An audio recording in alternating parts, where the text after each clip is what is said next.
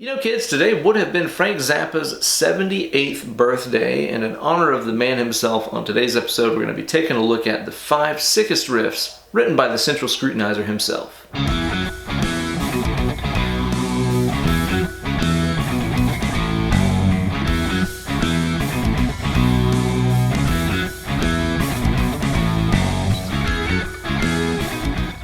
Hey there kids, and welcome to this week's installment of Weekend Wankshop. Here's your best buddy, Uncle Ben. Around 10 years or so ago, I caught a show by Dweezil Zappa's incredible Zappa Plays Zappa band, and that jump-started my love and obsession for Frank's music that has continued onward since.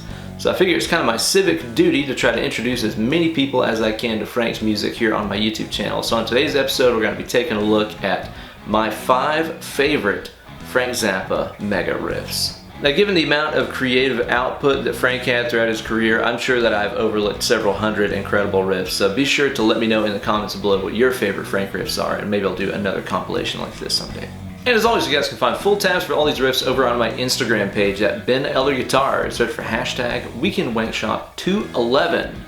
Find the tabs for these riffs, then upload a video of yourself shredding through them along with the hashtag Weekend Wankshop. First up on the riff train is going to be Bamboozled by Love, which is a song that a lot of people know from the Tinseltown Rebellion album. Super badass, awesome strat tone. I love the Dweezil Zappa version of this song too. Scope it out.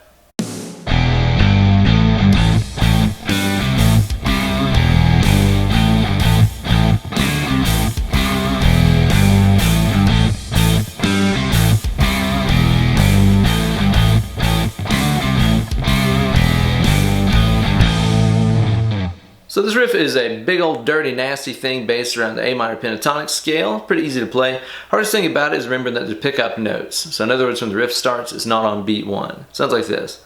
1, 2, 3, 4, 1, 2, 3, 4. Okay, so there's a little bit of a pickup there at the start of it. Now that pickup is me hitting the E string, the 3rd E string, the 5th, and then back down to the 3rd. So that's 0, 3, 5, 3. Then the riff proper starts. Is the first phrase. Now here I'm playing the low E string here on fret number 5, 2 times. Then play this phrase. This is 5th D, 3rd A, 5th E. Okay? 3rd A, open E, 3rd E, 5, then back to 3. Okay, so that's. I'll play that again with the pickup this time.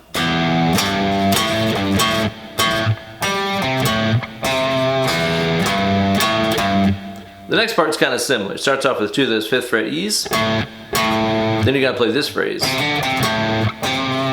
So that's the A on 3 hammering to 5, back to 3, 5 on the E, then the 3rd A again. Then the pickup, just like you played earlier on the E string. 0, 3, 5, 3. Okay, so the whole thing is you got the pickup, first part, pickup, and the second part.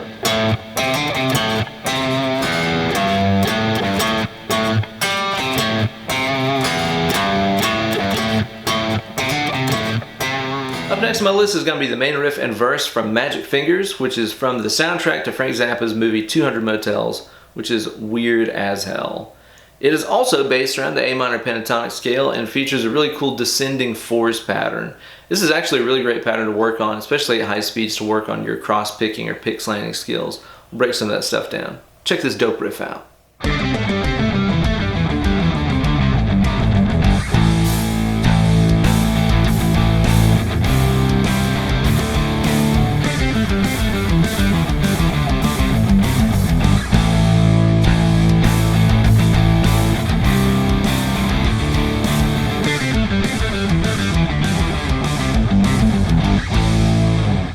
So this is a pretty challenging riff to play, especially at the ludicrous tempo that some of the live versions are played at. It's kind of a descending 4s pattern through the A minor pentatonic scale, and it's going to start off right here on the G string 7. We're going to play 7 and 5, then play the same thing on the D string, 7 and 5. Okay? Next we're going to start 1 note deeper in the scale than where we began. So in other words, we began here on 7 on the D note. Well, the next time we're going to start off here 1 note deeper in the scale, the C note on the 5th fret G. And we're going to play this phrase of 4 notes. 5th G, both your notes on the D string here, 7 and 5, and then the 7 on the A. So now you have these two phrases.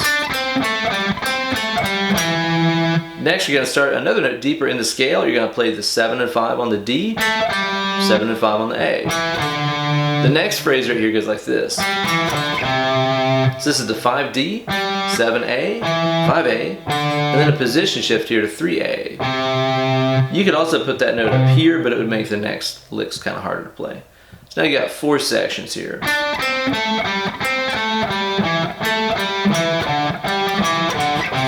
And that should all be alternate picked, by the way. It's the best way to work this stuff out. Now the last part of the phrase here is going to go like this. So this is me playing the A here on 5 and 3.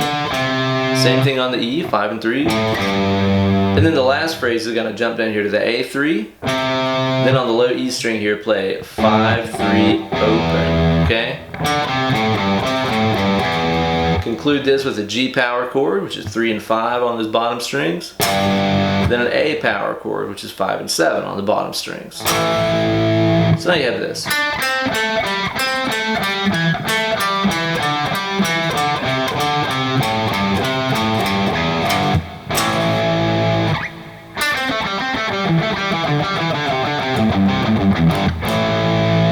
Next part of the verse is going to be the A power chord again. A C power chord, which is 3 and 5 on A and D. And then move that up a whole step to a D power chord, 5 and 7 on the A and D strings. Okay, so it's A, C, D, then the descending lick.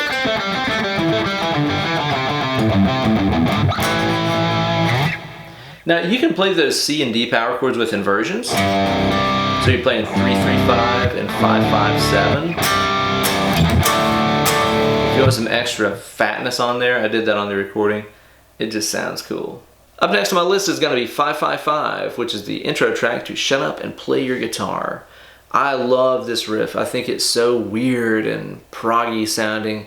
It's one of those things that even though this came out in the 70s, it sounds like it would be at home on like an Animals as Leaders record, you know? I love this riff. It's super sick. Scope it out.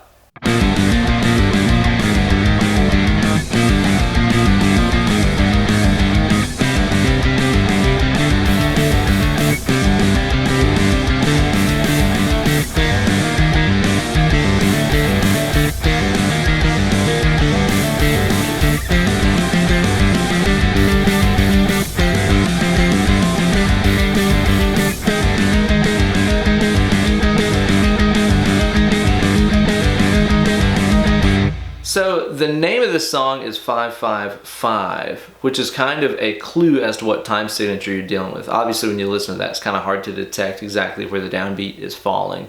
But like I said, the name of the tune is a hint, because basically what's going on here, time signature wise, is it's a measure of 5/8, a measure of 5/8, and then a measure of 5/4, okay? And how you're gonna think about counting these is whenever you're counting anything over 8, that means that you're not only just counting the downbeat, 1, 2, 3, 4, you're also counting the upbeats as well, the 8th notes. That's why it's something over 8, right? 1 and 2 and 3 and 4 and. So whenever you count something over 8, again, remember, you're counting the downbeat and the upbeat.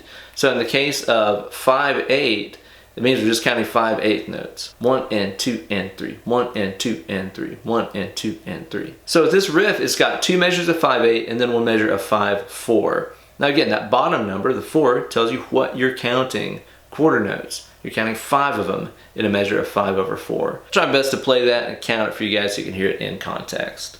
1 and 2 and 3, 1 and 2 and 3, 1, 2, 3, 4, 5. 1 and 2 and 3, 1 and 2 and 3, 1, 2, 3, 4, 5. 1 and 2 and 3, 1 and 2 and 3, 1, 2, 3, 4, 5. 1 and 2 and 3, 1 and 2 and 3, 1, 2, 3, 4, 5. 5, 5, 5. You're going to start this riff off by playing the 3rd fret on the D string, pulling to open. Play the D, hammering back on the 3rd, and then pick the 3rd again. Okay, so that's 3, pull, open, 3, 3. Okay? Get real familiar with that pattern. Play it again. And then for the 5/4 pattern, we're going to play this.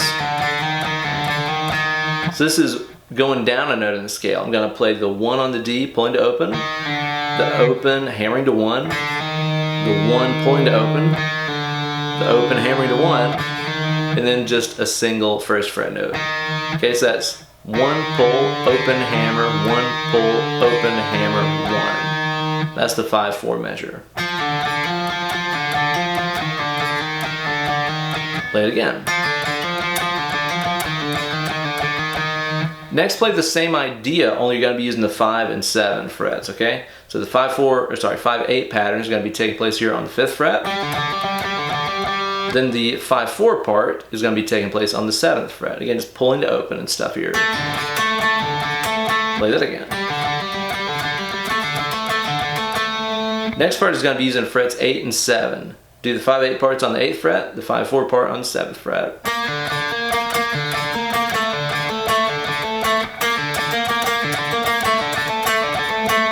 Next, we're going to move up to 10 and 12. The 5/8 stuff happening on the 10, the 5/4 stuff happening on the 12.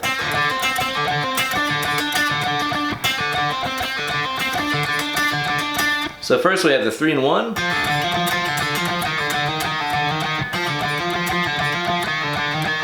Five and 7.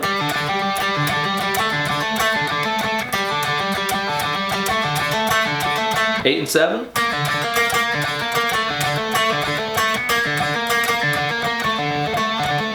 10 and 12.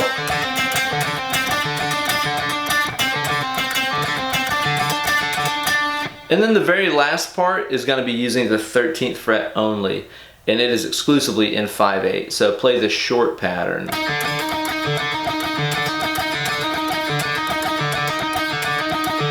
Like 8 times. Up next, we're going to be taking a look at how to play the main riff from Eat That Question, which is from the Grand Wazoo album, which is one of my favorite Zappa records. It's really you know, kind of fusiony and jammy. It's got some really good stuff on there.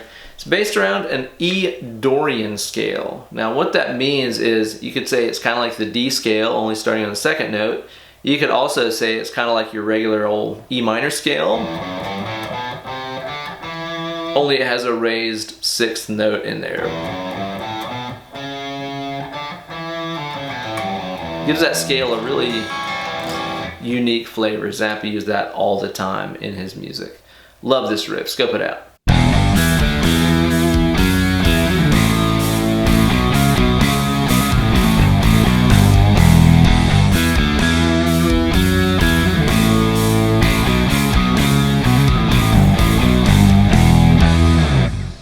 How dope is that riff, right? Again, like Clutch would be so stoked if they wrote that riff. You're going to start off here by playing your open low E string, then your 3rd low E, then you're going to string skip to your D2. You're going to play 2 open 2. Okay? Then we have this run.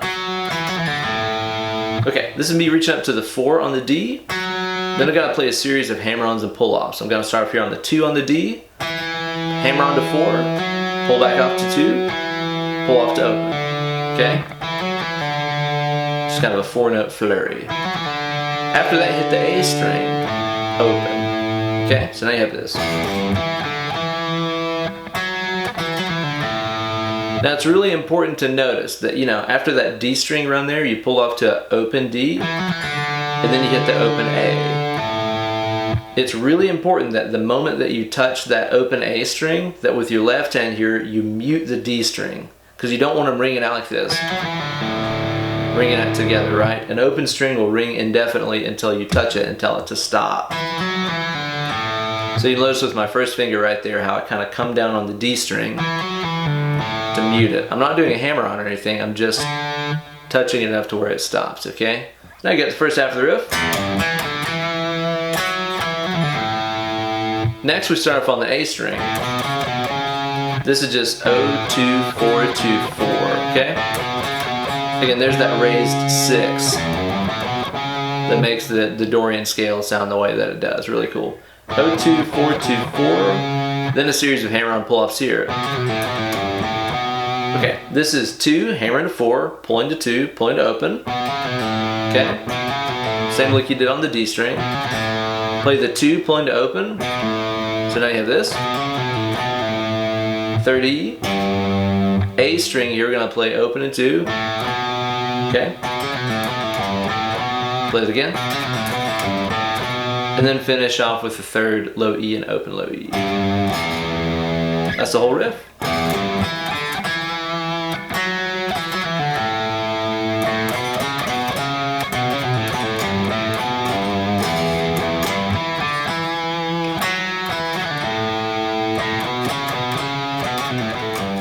And lastly, I would be a complete moron if I did not include one of my absolute favorite riffs of all time by anybody. It's the gargantuan, disgusting, simple, and groovalicious riff from Muffin Man.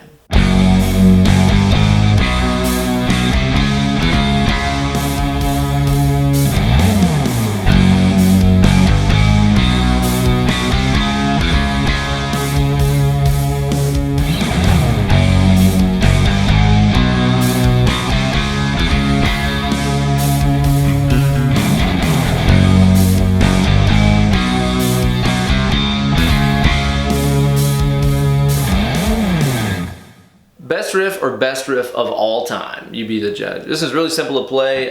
Frank liked to use this to kind of close out concerts and stuff, and just use it as a huge vehicle for massive arena rock soloing. There's so many kick-ass versions of this floating around out there. And it's a real simple thing. It's kind of based around C-sharp blues scale-ish.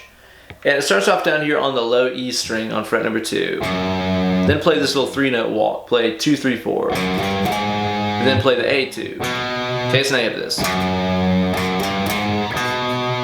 Then you're going to do the same 3-note walk on the A string here. 2, 3, 4. And then we're going to play this. Simple enough. 2 on the D, 4 on the A, and then another 4th A. That's it.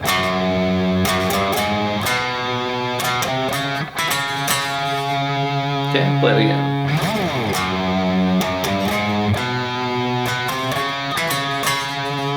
There's some versions of the tune where it sounds like some of the players go kind of hammer into that C-sharp note, but on most of them it's not like that. There's a lot of downtime in between repetitions of that riff. That's the perfect time to reach down inside and grab the deepest, dirtiest slide you have, or anything from the C-sharp minor pentatonic scale. As long as it's groovy and dirty, you're good to go.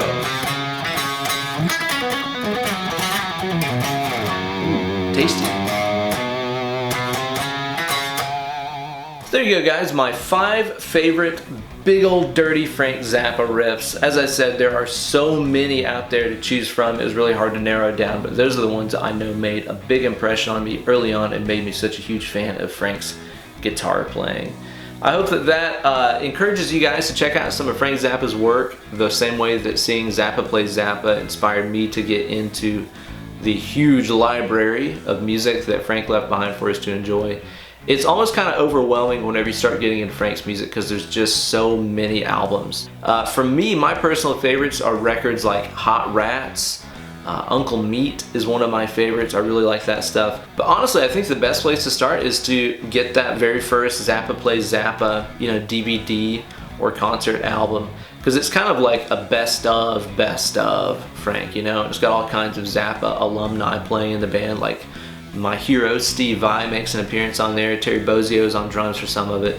Really phenomenal concert with tons of great music. So really, that's what got me hooked, so that's what I'd recommend for you guys too. Thank you guys so much for watching, and a huge thanks goes to Frank Zappa for making some of the most incredible and awe-inspiring music known to mankind, and a colossal amount of gratitude goes towards Dweezil Zappa for keeping his father's music alive and exposing so many people to it, and not just letting it fade to the past. Be sure to like this video and subscribe to my channel. You guys can follow me on Instagram at BenEllerGuitars or over on my Facebook fan page at facebook.com/UncleBenEller. If you're interested in booking some one-on-one Skype lessons with me, be sure to drop me an email, BenEllerGuitars@gmail.com. Thanks again for watching. Now get away from your computer and go play some guitar. Less clicking, more picking.